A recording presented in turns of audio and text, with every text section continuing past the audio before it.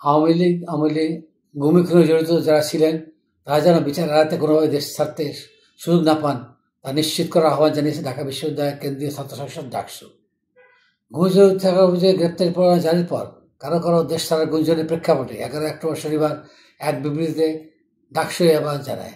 সেই সঙ্গে গুম, খুন, মানবাধিকার লঙ্ঘনের নির্দেশিত হিসেবে ক্ষমতাচ্যুত প্রধানমন্ত্রী শেখ হাসিনা তার প্রশাসনের সদস্যদের দ্রুত বিচার নিশ্চিত করার দাবি জানানো হয় ডাকসুর বিবৃতিতে।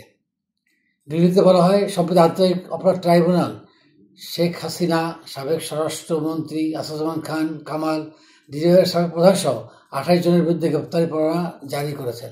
এই পদক্ষেপে গুম ও রাষ্ট্রীয় নির্যাতনের দীর্ঘদিনের বেদনা বিক্ষোভে কিছুটা আশার আলো জাগিয়েছে, কিন্তু এটি যথেষ্ট নয়। গুম, খুনে জড়িত ব্যক্তিদের আইনের আওতায় আনার দাবি জানিয়ে বিবৃতিতে বলা হয়, চিহ্নিত অপরাধীদের সেফ এক্সিট বা দায়মুক্তি যে কোনো সমাধান বিরুদ্ধে ছাত্রসমাজ সোচ্চার থাকবে। গুম কমিশন তদন্তকে স্বচ্ছ, নিরপেক্ষ, আন্তরিক মানদণ্ড হিসেবে পরিচালনার মাধ্যমে ভুক্তভোগী পরিবারগুলোর ন্যায় বিচার নিশ্চিত করার আহ্বান জানান ডাকসু দ্বারা। বিবৃতিতে বলা হয়, বাংলাদেশ ইতিহাসের সবচেয়ে অন্ধকার সময় ছিল বিগত আওয়ামী ফ্যাসিবাদের শাসনামল। সেই সময়ে রাষ্ট্রীয় প্রশাসন সংগঠিত গুম, খুন, নির্যাতন, মিথ্যা মামলা, বিচারবিরোধী হত্যাকাণ্ড এক ভয়াবহ মানবিক বিপর্যয় সৃষ্টি করে। গুম কমিশনের প্রতিবেদন অনুযায়ী ইতিমধ্যে 18 গুমের অভিযোগ জমা পড়েছে, যার শিকার হয়েছেন সাধারণ নাগরিক, শিক্ষার্থী, নারী, শ্রমজীবী মানুষ থেকে শুরু করে আইন ফ্যাসদ বিরোধী বিভিন্ন রাজনৈতিক দলের নেতাকর্মীরা। সেনাবাহিনীর সদস্যরাও এ থেকে বাদ যাননি, এমনকি শিশুরাও এই নৃশংসতার হাত থেকে রেহাই পায়নি।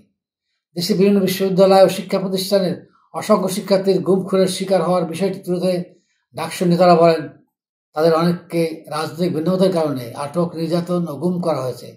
এখন অনেক শিক্ষার্থী ও ছাত্রনেতার কোনো খোঁজ পাওয়া যায়নি, তাদের ভাগ্যে কী ঘটেছে তা জানা যায়নি। বিবৃতিতে বলা হয়, গুম, খুন ও মানবাধিকার অপরাধ কেবল স্বৈরাচার শেখ হাসিনা তার রাজনৈতিক মহলই দায়ী নন, বরং প্রতিরক্ষা, গোয়েন্দা মহাপরিদপ্তর, ডিজিএফআই, র্যাব সহ আইনশৃঙ্খলা বাহিনীর একাধিক সংস্থা ও সংস্থাগুলোর সমস্ত কর্মকর্তারা সরাসরি সম্পৃক্ত ছিলেন। দেশে সত্যিকার ন্যায় বিচার প্রতিষ্ঠা না হলে সেনাবাহিনী, র্যাব, পুলিশ সহ রাষ্ট্রের কোনো আইনশৃঙ্খলা বাহিনী জনগণের আস্থা ফিরে পাবে না। অপরাধীদের বিচার সেনাবাহিনী, র্যাব, পুলিশ সহ সমাজ রক্ষা বাহিনীর মর্যাদা ক্ষুণ্ণ করবে না, বরং তাকে আরও বিশ্বাসযোগ্য গণভিত্তিক প্রতিষ্ঠানে রূপান্তরিত করবে। বিবৃতিতে বলা হয়, গুম কমিশনের প্রতি উদ্ধৃত করে ডাকসু তারা আরও বলেন, এতে উদ্বেগজনকভাবে উঠে এসেছে যে গুম, খুন ও মানবাধিকার অপরাধে একটি পার্শ্ববর্তী দেশের প্রত্যক্ষ ও পরোক্ষ সম্পৃক্ততা ছিল। এই বিষয়টি বাংলাদেশের জাতীয় নিরাপত্তা ও সার্বভৌমত্বের প্রতি এক গভীর হুমকি।